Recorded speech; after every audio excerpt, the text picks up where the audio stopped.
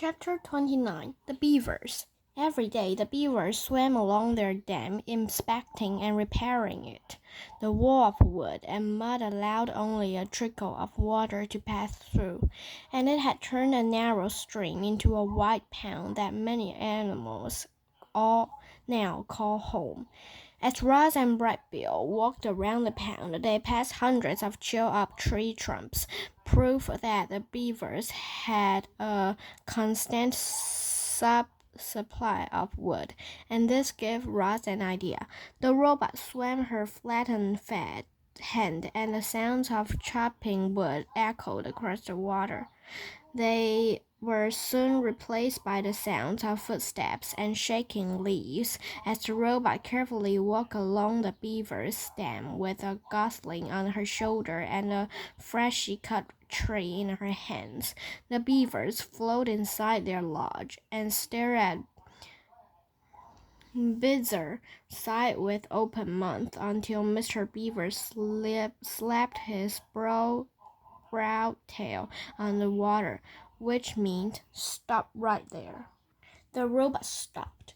Hello, beavers. My name is Roz, and this is Brightbill. Please do not be frightened. I am not dangerous. She held out the tree. I've brought you a gift. I thought perhaps you should use this in your beautiful dam. No thanks, said Mr. Beaver. I have a strict policy never to accept gifts from monsters. Don't be ridiculous, interrupted Mrs. Beaver. We can't let a perfectly good birch go to the west. I'm afraid I must insist, said Mr. Beaver.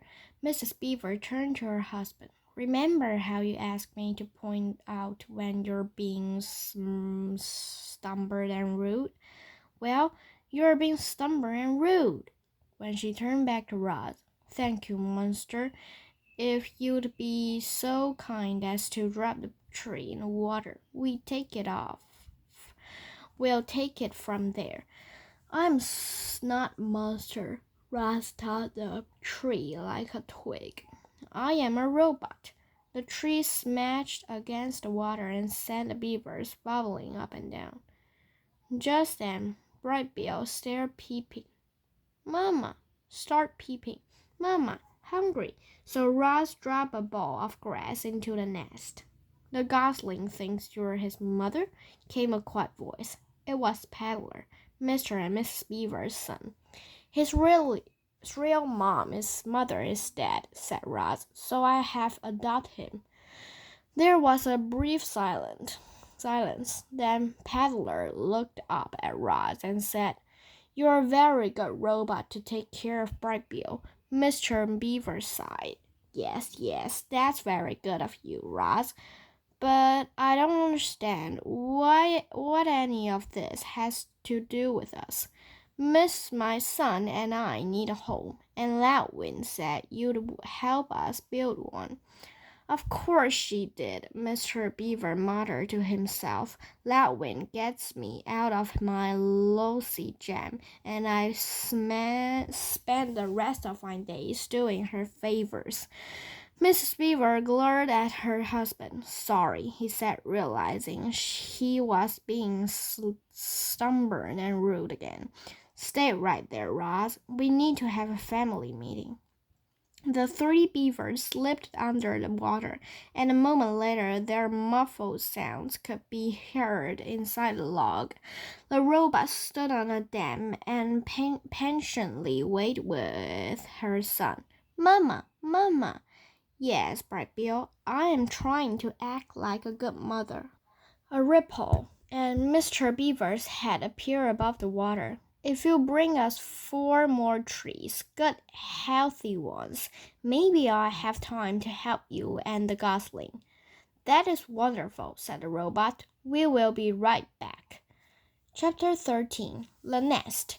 I've built my fair share of logs over the years. Mr. Beaver stood at the water's edge, but I can't say I've ever built one for a robot and a gosling. So just what exactly do you need? We need a log big enough for us both, said Braz. It should be comfortable and safe, and it should be near the pond. How long do you plan on living in this log? I do not know. Then we'd better make sure it's strong and sturdy. Mr. Beaver stroked his whiskers as he thought. Do you plan on having friends over?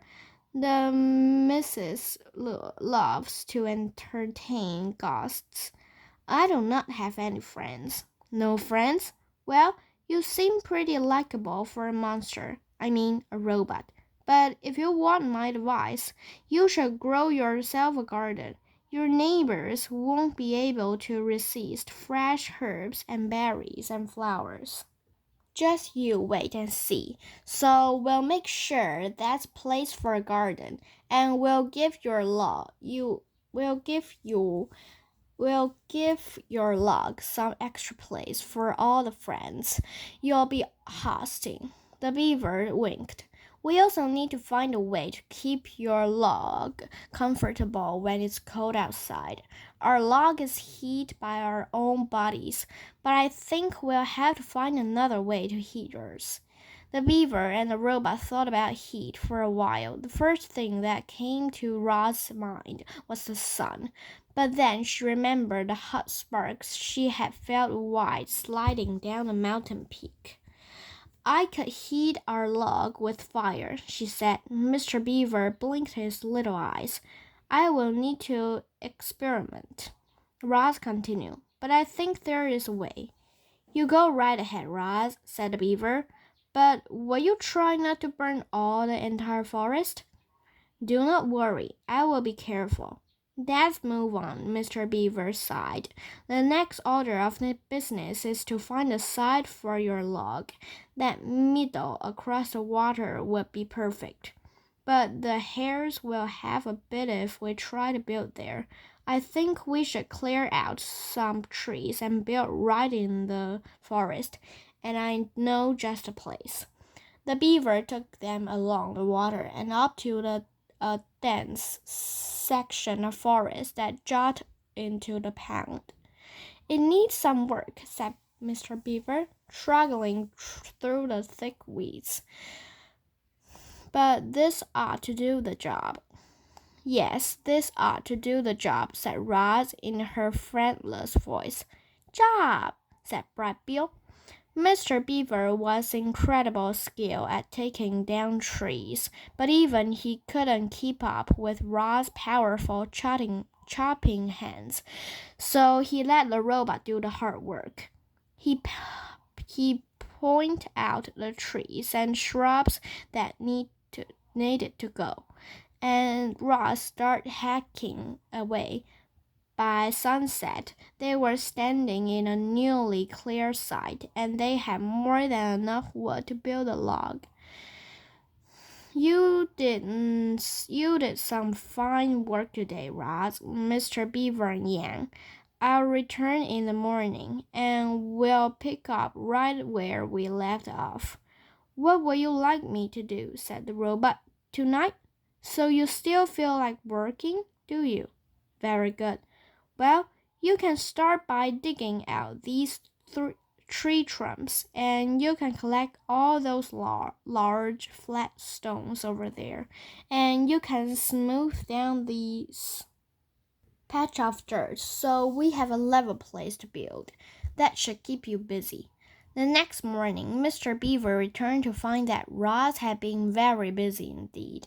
All the tree trunks had been dug up and their holes filled in with dirt. 20 large stones had been stacked, and the ground was now perfectly level. But what most astonished Mr. Beaver was that Roz and Brightbill were huddling around a small, crackling campfire. Mr. Beaver moved his lips, but no words came out. Brightbill was cold last night, said Roz, so I taught myself how to make a fire. But how? I discovered that when I strike these two stones together, they create sparks like this. I'd erect sparks onto dry leaves and wood until they ignite.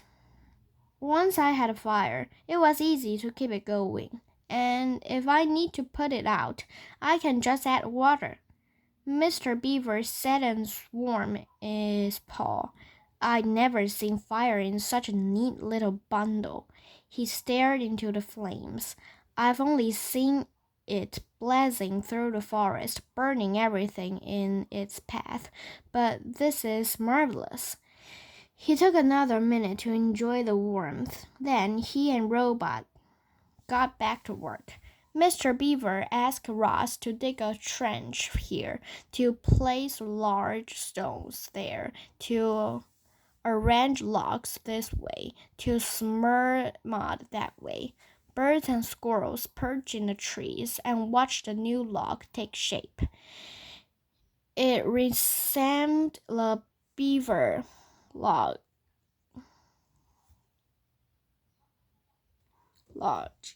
but it was large. A great dome of wood and mud and leaves.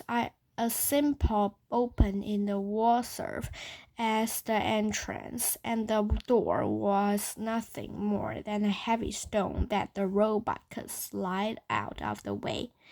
Inside the log was one big round room. The arched ceiling was